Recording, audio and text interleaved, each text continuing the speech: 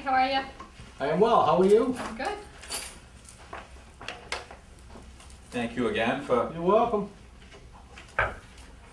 can't thank you enough. I just, it's funny. He's focusing on the picture version.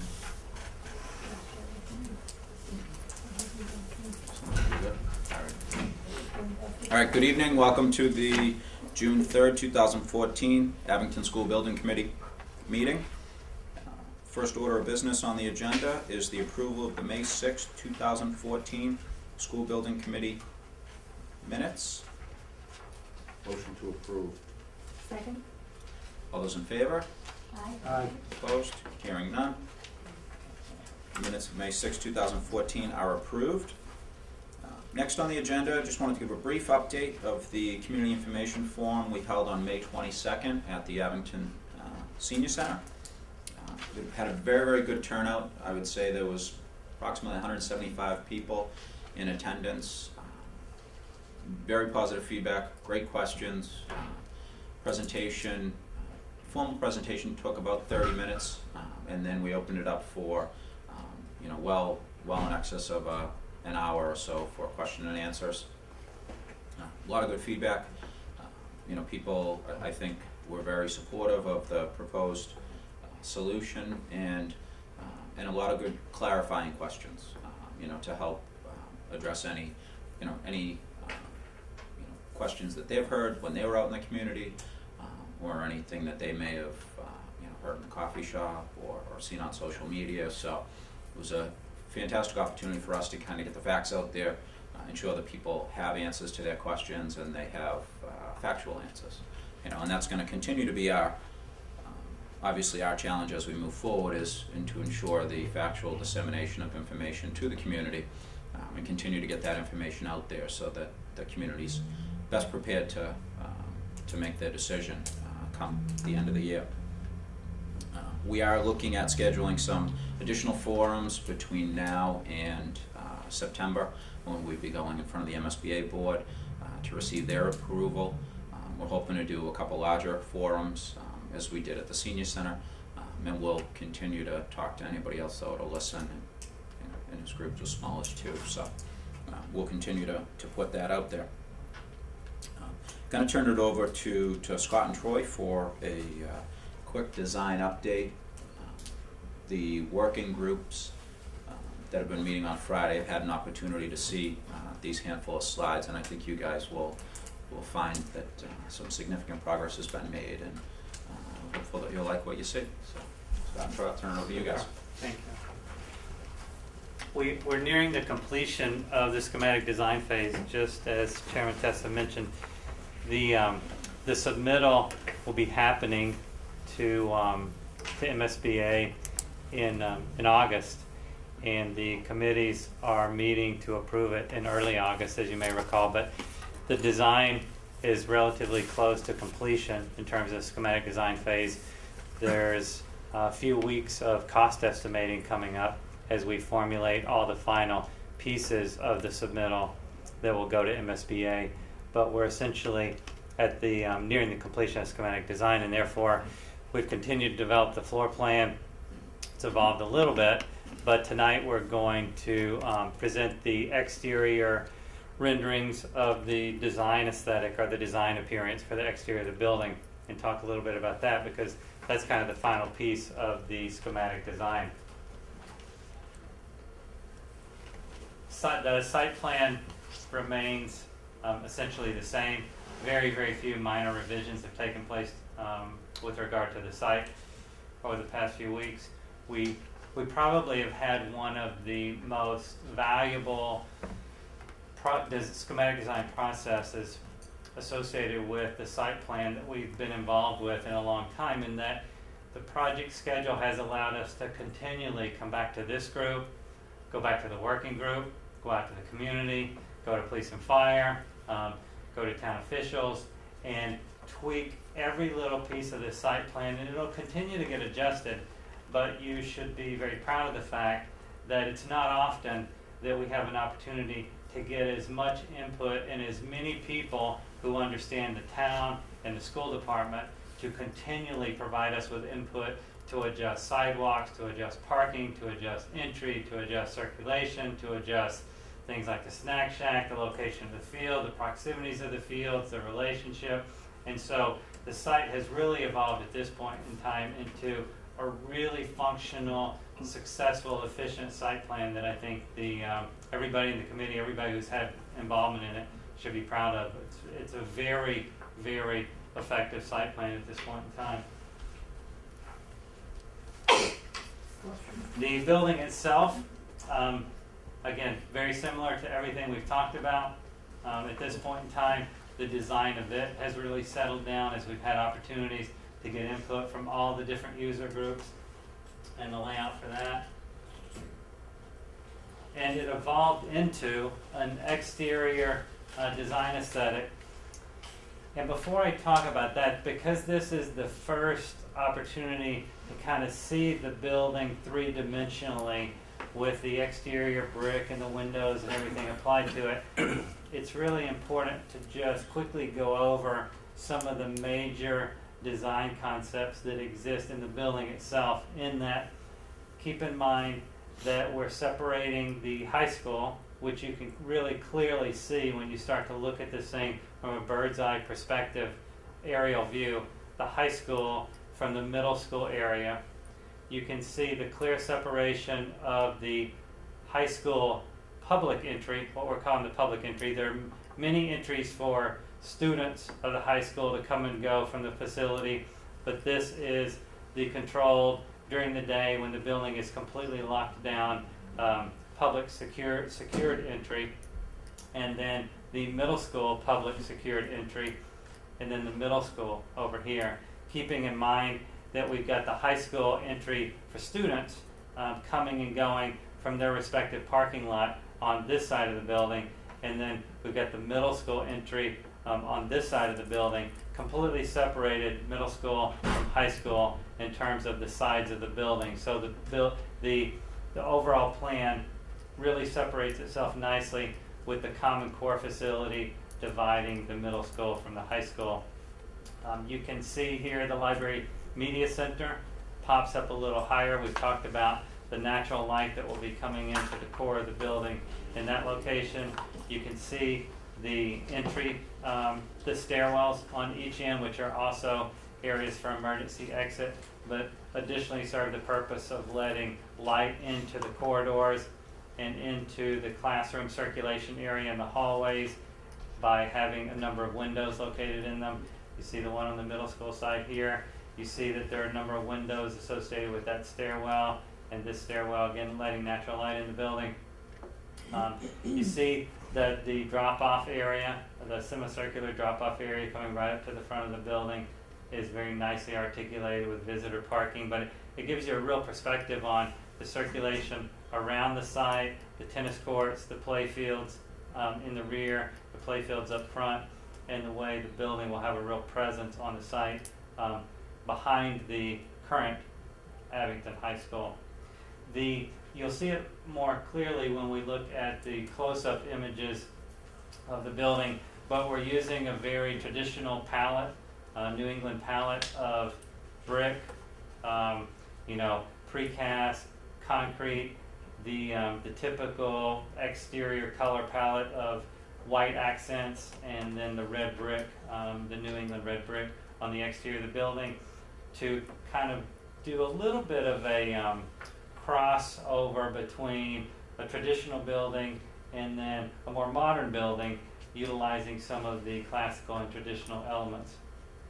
Yeah, and in the working group meetings, we had discussed trying to maintain a similar facade to what the town hall and the library have, so you have that overall kind of campus feel, and the building fits, within that setting.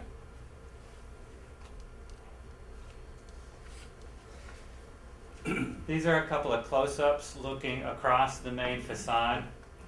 Again, here the public entry for the middle school, public entry for the high school, some covered canopy area at the middle school public entry, some covered canopy area on the high school side, and then this is the high school academic area here, and then we're looking again across that main front entry. And you can't see it now, but if you could, the middle school would be starting to occur just outside of your view here. Again, that palette of materials, and it doesn't show up as well on the slide as it probably does in your handouts. Bringing lots of natural light, I should point out, into both of those entry areas as you come into the middle school public entry or the high school public entry. You're entering a very tall space with lots of natural lighting coming in. That is the control point, so as you may remember, you come into the building and you can't enter it any further until you're released through a second set of doors on into the building. So secure entry points on both the middle school side and the high school entry side.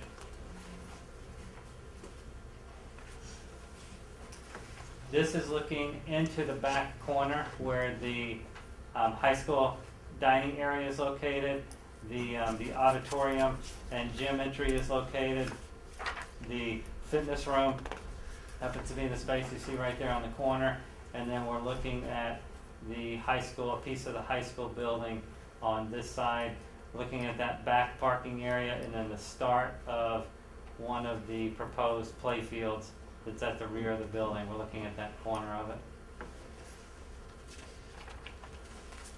This is, again, that main entry where we've got the high school entry and the middle school entry separated. In this particular image, because it's shown in PowerPoint, the image is stretched a little bit vertically, so it actually kind of makes those look much closer together than they really are.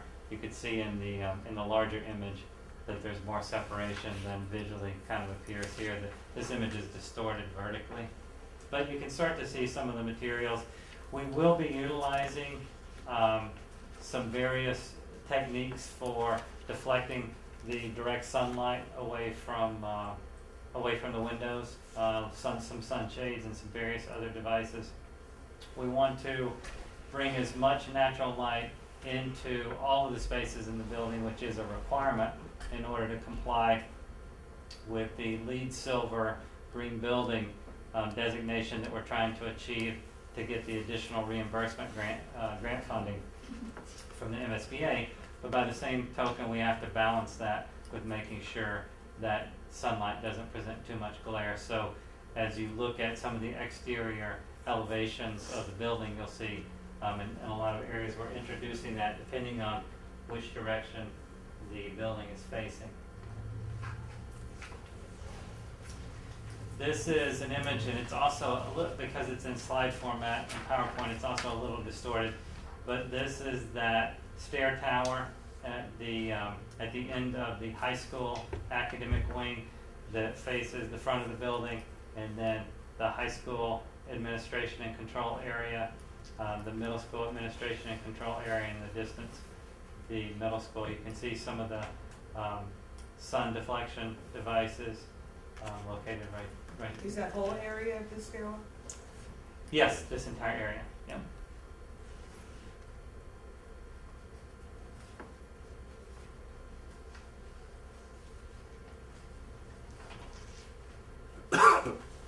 And that's it. Scott, Great. could you explain what we talked about in the working group, how I was curious about the cost of the windows and the window frames, that the larger windows would be more expensive, so what you guys have used is the more standard size windows throughout the building. You Right. review that again. I thought it was really interesting to know about the cost savings you did. Sure. It's really important on a building of this size where you're going to have a number of windows to be thoughtful about the way they're organized, because the cost of inserting a single window, and when we say window, we're literally talking about a unit that has a frame around it that you could pick up, put into the wall, and secure into place, versus a very large expansive window, which is often referred to a storefront, which is a very wide, very tall, has to support itself, has to support any kind of wind load that comes against it. So structurally, it requires a lot more of a frame, a lot heavier of a frame. And then when you go to a really large section of window, it's referred to as curtain wall in our industry, and that means that it literally has the ability to withstand all of the structural load associated with the wall, because it has to withstand the wind loading over a very large area. So the most economical way to insert glass, some form of window, some form of storefront, or some form of curtain wall into any building is to utilize smaller window pieces that are all connected together, and let the building's exterior wall be what resists any kind of lateral loading or any kind of wind loading.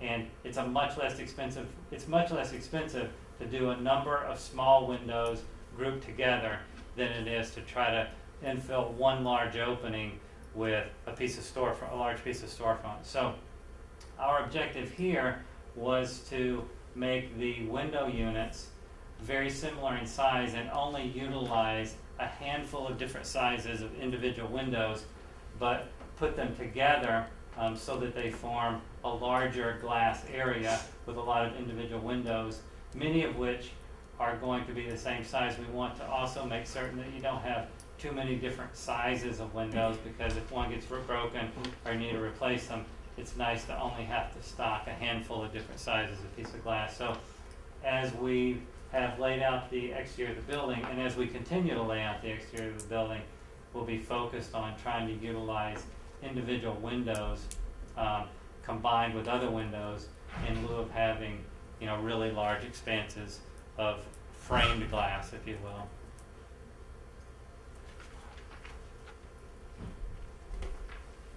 Scott, the roof, that's not what the total roof is going to look like. It won't be as neat as that, will it?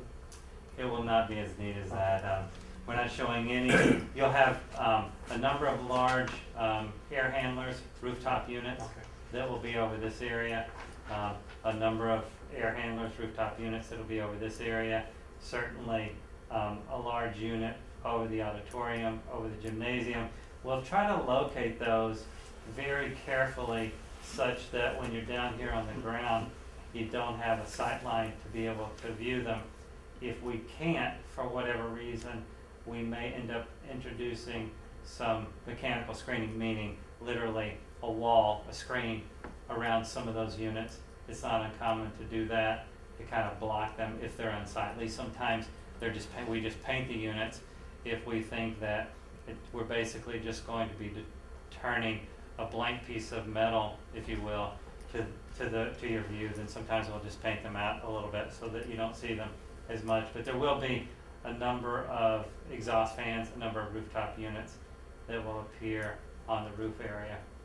It will also be a white PVC roof, or a white roof for compliance with LEED and sustainability.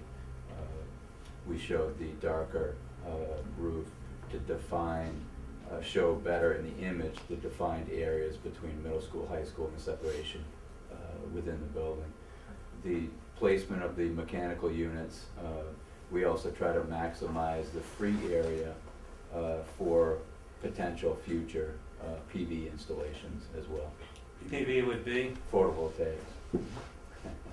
Solar panels. Solar panels. Yeah. The other thing, and that normally comes up, and people will ask the question, is it a flat roof? And that comes out of some of the problems that existed in the flat roofs of the 50s, 60s, and 70s. And we try to make it very clear that you can no longer, in the 50s, 60s, and 70s, architects believed, unfortunately, that you could build a completely flat roof and the water would find its way off of it somehow. You can no longer do that. The building code doesn't allow it. We're not allowed to do it. So even though we show this visually as if it's a flat roof, all of these roof areas have to have a significant amount of taper and slope to them. It has to be at least 1/4 inch per foot, which is actually quite a bit of slope when you're standing on a completed roof and you're looking at all the slopes.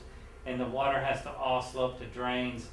And So on a roof like this, even though it may look flat, there'll be a significant amount of taper to it. There'll be a significant number of drains. There'll be a secondary system of drains. You can't just let an area of roof rely on one drain. You have to also have a backup drain such that standing water on this kind of roof is never an issue. Therefore, any kind of potential roof leaks are never an issue. So the roofs like this that are have mild slope to them are much, much superior to all the problematic flat roofs of the 50s, 60s, and 70s, and can be very successful. But somebody will eventually ask that question just because of the problems that have occurred in the past. I know you probably know this, but one thing that stuck out at me right away was it looks like you have metal roofs drawn at the front pillars and some of the canopies. Right here and right here, and then down here. Now, they'll probably need ice dams or scuppers on them. Yeah. Yep. Probably. Typically, if we do a metal hip roof like this, we'll do ice dams on each of those 3 sections that have the potential for sliding up towards the front of the building. I wonder if you might need them in all of them because they're still adjacent to walkways. Yeah, like these over here, same thing. The little section right here, same thing. The little section right here, same thing. This is more of a flat one, flat canopy roof here. But anywhere that we have any kind of pitch, whether it's a hip or a mansard or whatever it is, and it has the potential of ice or snow sliding off of it, we would have to do ice dams. What would be the design snow load on a roof like that? I think that in the Commonwealth of Mass, we're up to around is it 40? I'm Yes. trying to remember. Yes, it I is. think it is 40. Yeah, 40 pounds a square foot for a live snow load. And they've done that so that when you have the snow blowing up, higher sections of the roof, such as the library area, you're starting to address those snow loads. The way we typically for the average person that doesn't spend their lifetime loading up a 1 square foot area to see what 50 pounds looks like on it, the way we explain it in very general terms is that literally means that the majority of this roof would support 6 to 8 feet of snow, if in fact that ever happened and there was no way to get it off.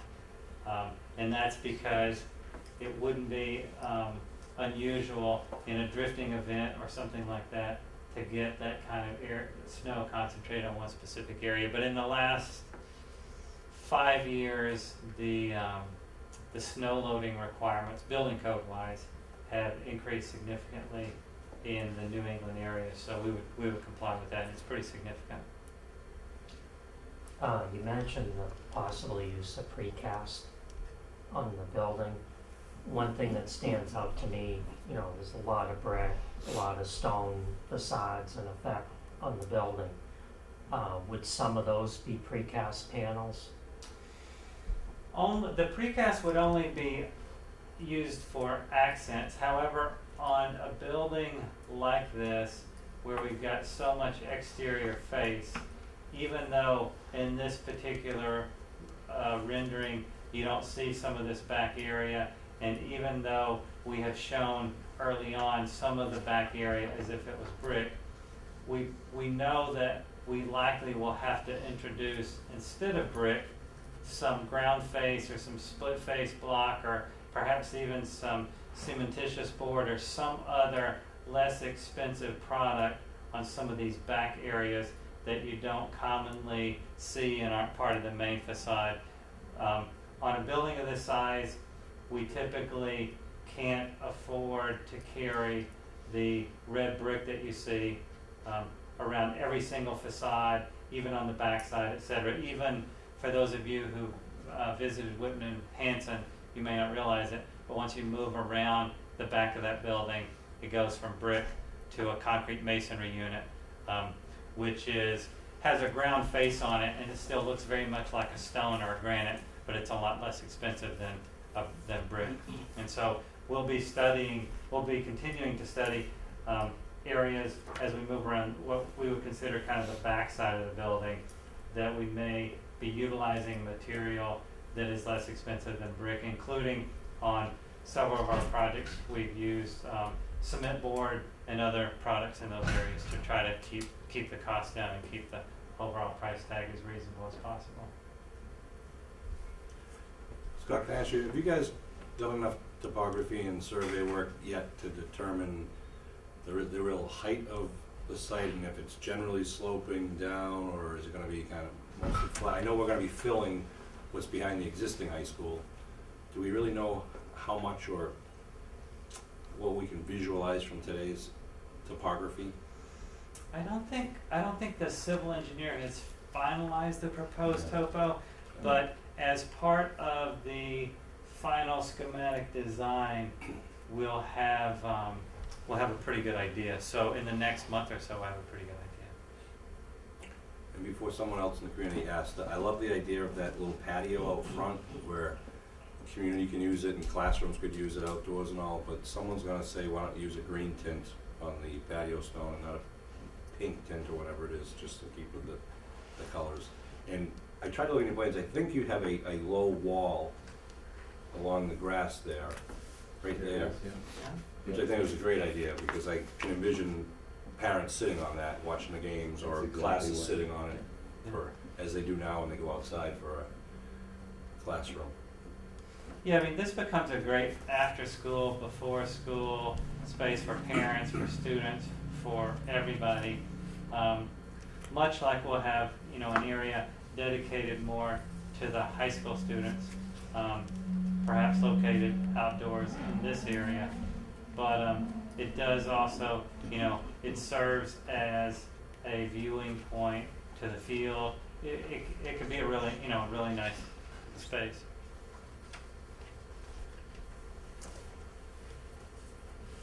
The building itself, just with its ability to organize, the community spaces, the gym, the auditorium, etc., with the community and school department fields and tennis courts, it just makes for an amazing opportunity to create a true community campus for the town. It's a rare opportunity, we said this a number of times, but it's a rare opportunity to be able to locate a facility, meaning the entire complex, with so many community resources in a very central location in town.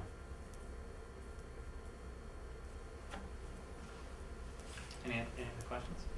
Can you touch quickly, Scott, on, we had a working group meeting recently just discussing some of the technology, security, some of that kind of stuff, just at a very high level. Can you touch on some of that for the committee? Sure. There will be a lot of different levels of security, for example, in the building, that are inherent in most of our projects and in most all of the new projects that are being built in the Commonwealth. We like to think that we do a little bit more and are even more conscious about those items than most. But there will be, for example, access controls on all of the exterior doors, such that certain doors will have electronic key latching, so that only certain people will have a card that will get them through those doors, and the school department and the town will be able to control what hours a particular card will have access, and what teacher might have weekend access to come through this door, and then maybe perhaps another pair of doors to get into the middle school area, versus maybe the athletic director who may have a card that would get him into the back door, and then all of the gymnasium, fitness, etc. spaces. You'll have the ability to adjust that and control that. And we talked about the fact that the entire interior and exterior of the building will have security cameras, such that they will be recording all of the time, and certain portions of the building could be monitored constantly, but it's more often the case that we're just recording the cameras, the computers, the servers that work in conjunction with the security system are just recording all those cameras simultaneously, such that if there's any event that you want to go back and take a look at, either outside the building or inside the building, there's this fantastic ability to look at a very specific area, because we're literally talking about over 100 cameras monitoring inside, outside the building to make certain. And it's a real deterrent in the schools, starting with Whitman-Hanson, where we introduced that kind of comprehensive security system.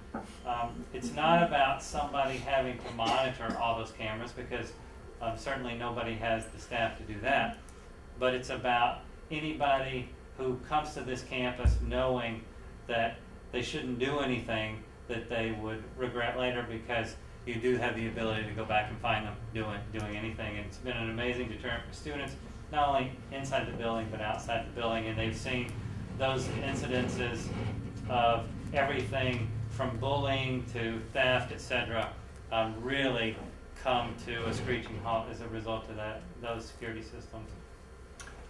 Scott, if I can echo that, it's one thing we kept hearing on all of the school tours we went on, was that the security cameras alone dropped, discipline issues just plummeted, even tardiness plummeted, because the doors would lock. You know, if a student was late, they couldn't sneak in the back door. They have to go in through the locked door at the office, you know, like we have controlled.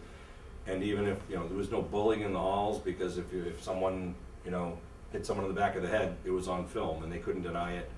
And the kids learned very quickly that, you know, you were being watched, or at least you weren't going to deny something if you had misbehaved. Can I ask one thing to consider or look at?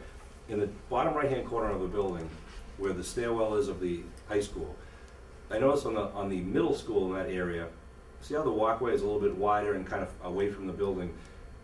See if we can, I'd like to consider doing something the same on the high school side, either widen the walkway. And the reason I say that is so when the cars are coming right now, I think the line of sight, you try to pull the cars or the sidewalks away from the building, so you can see someone coming the other way around the corner of the building. But if the cars are tight to the building, you don't have as much reaction time. Sure. We might have to lose 2 parking spaces in the parking lot, but it's something that's always kind of bothered me, especially where that's going to be a heavily traveled area right there. Right there, yeah. Sure. Scott, what do you envision the site lighting to be on that site? The parking lots will all be lit. They have to be to code. We've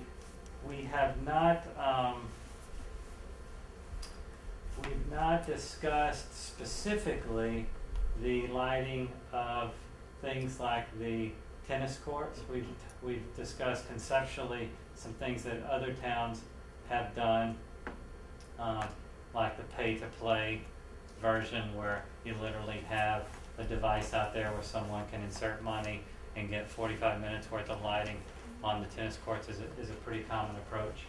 And then on the 2 multi-purpose fields that are located in this back corner, we certainly have said that if you're going to expend the money and resources to have those be synthetic turf, then it does make sense to potentially light those 2 fields to be able to utilize them at least some hours into the evening on certain days to take full advantage of those. But we haven't developed, for example, a final lighting plan or anything like that for the site yet. Do you envision they'll be using any security cameras on the poles? We will be using, we've talked about monitoring the exterior of the building and the site, primarily from the building itself, although for the student parking lot, we've talked about utilizing the light poles for security cameras there, so that we get very detailed observation of the student parking area all the way over to the property line that exists over on the right-hand side of this image. Scott, you had mentioned on those back play fields, with today's kind of lighting technology, the light pollution is very, very minimal to none. Yeah, we can literally design the lights for this field so that there is no light pollution off the edge of the property. They make house side shields, they make louvered focus, they make all kinds of things that allow us to direct the light onto the play surface without it filtering over the property line at all. In fact, it's very fascinating. If you've been to a field that's lit correctly and recently, it's fascinating to walk from the lighted edge to the non-lighted edge because you can just see the transition. It's like you just walk from inside your house with the lights on into the dark. It's a very funny feeling because they've come up with the technology to be able to control the edge of the light so well. It's not like Memorial Field that we have down in Abington. Those lights were put in 1990, and we intentionally washed light beyond the field because the kids like to meander around. The new ones, if you go to any new high school or whatever, any new stadium, it's black and light. And to that point, just for anyone who's concerned about the lighting, our zoning bylaws require us to dim down or shut off lights a certain hour at night. You can't leave it lit up like Fenway Park, but you're allowed to have security lighting enough so that an employee or the police who might be driving around that night, it's safe. But there's no reason to keep all the lights, exterior lights on all night, every night. And on any edge like this, the high school parking lot, which gets near the abutting edge to the right over here, even on those parking lot lights, we'll do what they call house side shield, which is literally a metal shield that protects any of the light from being seen from an abutting property on those parking lot lights. Even though parking lot lights aren't that bright, they can be annoying if in the distance you can see them. So in a parking lot like that, we'll do house side shields on the side of the light fixture that abuts an adjacent property so that visually they don't have a sight line on those lights. With all these parking areas and the circular turns, and as Sean mentioned, there could be some blind spots. Do you think there'll be any traffic calming measures instituted in those areas? Definitely. We'll likely introduce, like even these areas right here are assumed to be a raised table, where, it comes up, stays up, and then goes back down, not just a bump, but a raised table, which is sometimes better than a speed bump. And as we look at the road that goes around the site, we'll be looking at areas where we think maybe we want to introduce similar elements to try to slow down the traffic through there. One other recent point of discussion from a traffic calming perspective was the potential of a right turn only out of the building, which would send them up to the rotary, and then they would queue going back out, as opposed to now where you can have some people take a left right directly through the cut through, you can have others go right. That way you'll be sending all the traffic in one direction, which would give you further room to queue prior to getting out onto 18, and should act as a traffic calming measure. So with the two schools, would they have staggered times? Yes, All absolutely. three. All three schools. Oh, okay. And the staff comes in at different times. It's really a large site with a lot of circulation area, and for the size of the school and the student population to be serviced by a boulevard, a dedicated boulevard like Glenwood's Way that only also has the town offices on it, but it's just basically up and around and back, is a very generous circulation and parking area. It probably feels maybe like a lot of driving, a lot of queuing, et cetera, but you've got so much area for cars to circulate on the site itself that doesn't exist now, that it's actually very comfortable, and the traffic study will show that there's certainly no problems that will exist here, or no substantial queuing that will exist here. We've talked about the fact that it may suggest that back out at the intersection at the end of Glenwood's Way, that there may be something that the town needs to consider, or the state needs to consider at some point in time in the future, depending on how that's developed, but nothing on this side or directly associated with the school. Has there been any comment from the fire department about access around the building or accessibility to the building yet? We met with the fire chief and the police chief today, very productive meeting. That was one of the topics of discussion, was the overall width and access around the perimeter of the building. And it's something that we're gonna continue to work with them throughout the process, but they were, the fire chief was satisfied with the access around the perimeter with what we're currently showing as a 25-foot width and a double lane passage throughout the entire perimeter. I was at that meeting this morning with Rich, and we also had a police officer from another town that I thought gave us some great insight about things that he had suggested. But I thought coming out of the police and fire had great ideas and suggestions, but I think they also came away very impressed with the technology that's going to be in this building, as far as they were concerned about safety of the students and anyone in the building.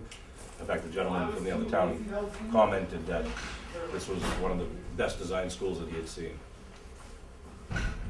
Yeah, the comment from the officer from the other municipality had essentially said, you know, we invested a lot of time and resources in a new school several years ago, and we wish it had come out as half as good as you guys are proposing it. And you know, I think he was envious in many regards as to the safety and security that the students will receive in the building. Just case in point, what they're gonna be able to do is, I mean, if the police had to respond for any, God forbid, issue, they would be able to pull up on their screens our video cameras before they even got to the building. They would know what's going on and could look into the building. I mean, it's amazing. I notice in what I'll call the back corners of the building, I guess, just beyond the high school cafeteria, look like the grassed areas. Yeah, right there. Yeah. I know it's kind of early probably in the design, but would they have to be hardened grassed areas for fire access possibly? It depends. If we can show ladder reach along this curb, ultimately the fire department is going to ask us to diagram the ladder reach around all, most all the areas of the building. If we can't get it that way, then we might have to have a mountable curb there and do some hard surface in that area. We already know we want some hard surface in there anyway, because we want to create some outdoor areas where the students might be able to gather while they're waiting on their classmates or after school practice or all those other activities that we've talked about. But we will be taking a look at that as part of our analysis of access for their ladder truck, etc.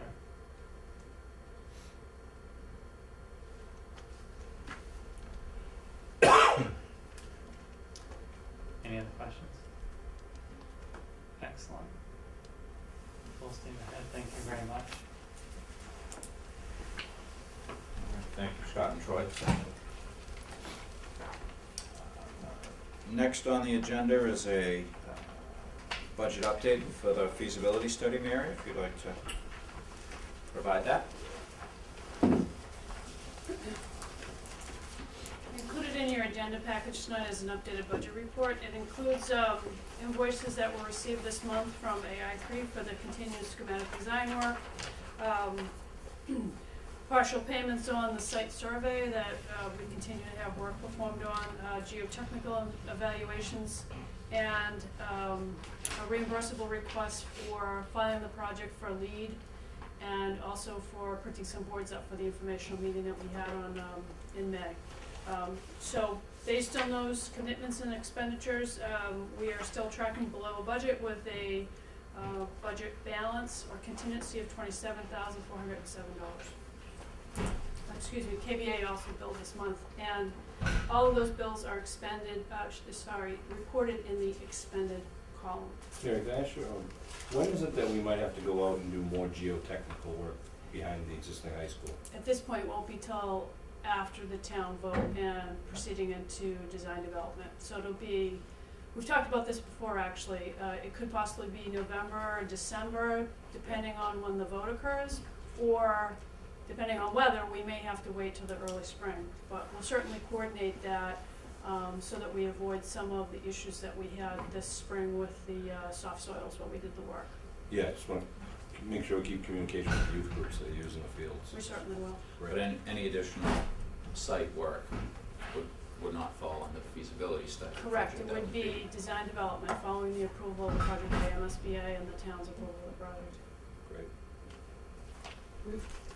We've also received reimbursement from MSBA for all but these last two bills. We've received 90% or 95% of what we have requested. They hold back 5% for an audit at the end. So we've received all money that they owe us to date. Great. Good. Very good, thank you. Next, general business and items not reasonably anticipated 48 hours in advance. Again, the only item I was going to touch on there was the working group session, again, that we had this morning with the police chief and fire chief. Again, went very well. We had very positive feedback from them.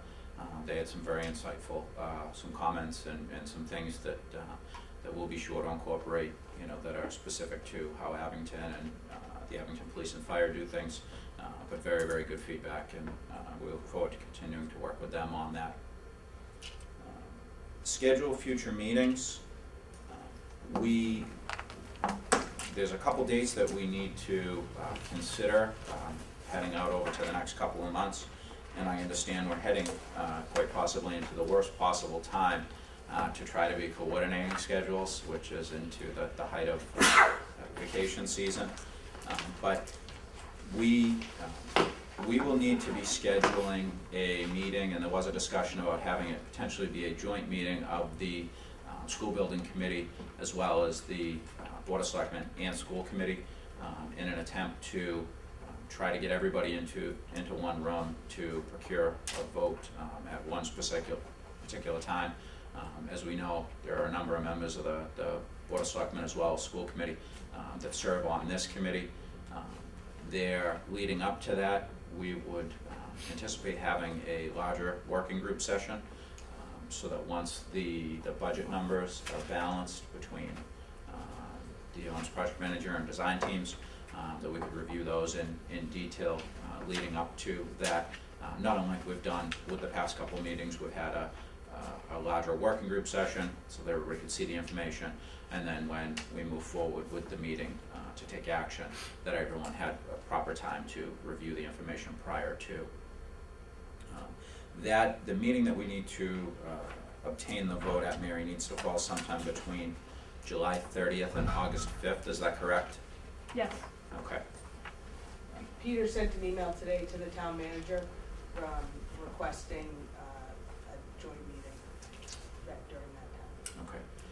What I would probably suggest, just so we're not attempting to schedule something with, you know, a partial group, is we probably hold off on scheduling that larger meeting until we hear back from the town manager, and we have both the Board of Selectmen and school committees schedules as well. We will need to schedule a working group session, a larger working group session, Mary, prior to that. When do you feel that we'll have the balanced budget numbers back where you guys compare notes? Probably the 28th or 29th. We're projecting to complete the cost estimates by the 21st of July. We would expect to have at least 2 days of reconciliation discussions. so that we're establishing a budget that is agreed to by both of the independent cost estimators. So we could possibly do it like the Friday the 25th, but the 28th or 29th seem to be better days to have a presentation on the status of budget and the schematic design. My suggestion would be, we tentatively schedule a larger working group session on the evening of Tuesday, July 29th at 6 p.m. And then we would schedule a subsequent meeting shortly thereafter to obtain the approvals from both the committee as well as the Board of Selectmen and School Committee.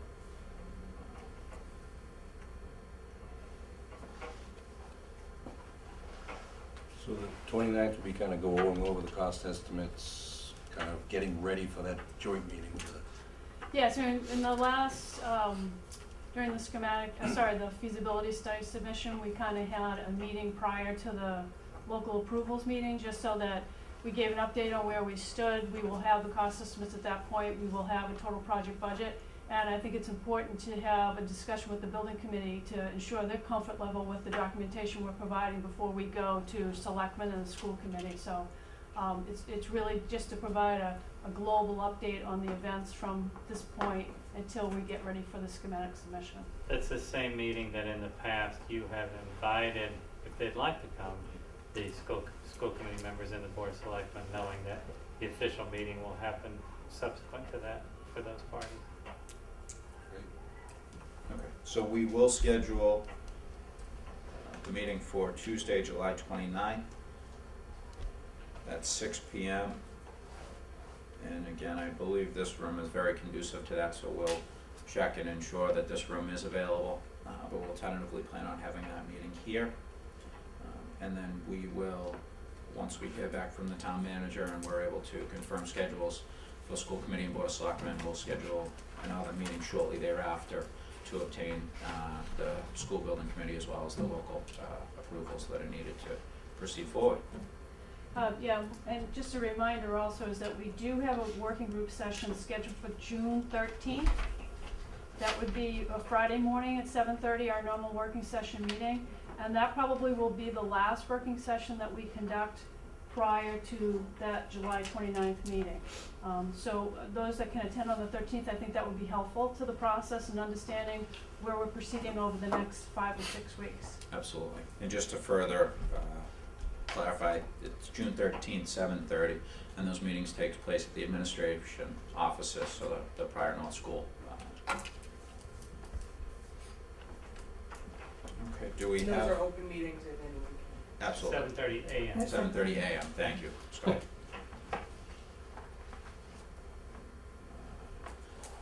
Do we have anything additional for the good of the group?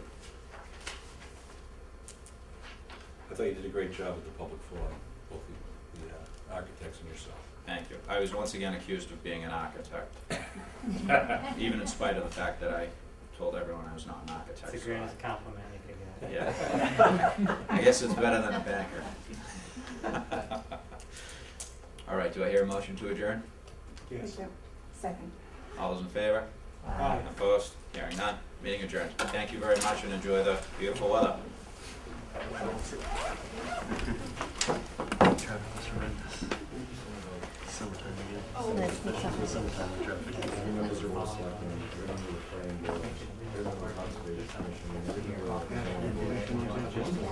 One of these days.